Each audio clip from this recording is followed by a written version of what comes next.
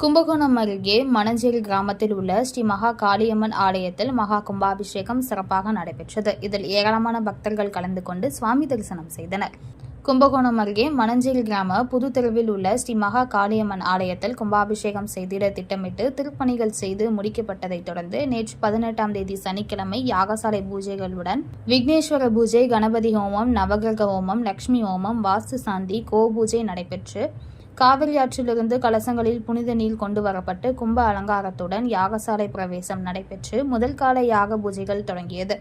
தொடர்ந்து 2ஆம் கால யாகசாலை பூஜை பூர்ணாகதியுடன் நிறைவு பெற்றதைத் தொடர்ந்து மகா தீபாதனை செய்யப்பட்டு நாதஸ்வர மேளதாளம் மங்கள வாத்தியங்கள் முழங்க பூமாரி பொழிய கடங்கள் புறப்பாடும். அதனை அடுத்து மூலவர் விமானம் கலசத்திற்கு சிறப்பு பூஜைகள் செய்த பின்னர் சிவாசாரியர்கள் புனித நீரை ஊற்ற மகா கும்பாபிஷேகம் சிறப்பாக நடைபெற்றது.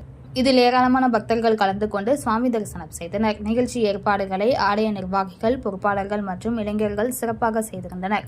தொடர்ந்து பக்தர்களுக்கு அன்னதானம் வழங்கப்பட்டது. இத்தகவலை நமது செய்தியாளர் ரமேஷ் கும்பகோணம் மாவட்டத்திலிருந்து தெரிவித்துள்ளார்.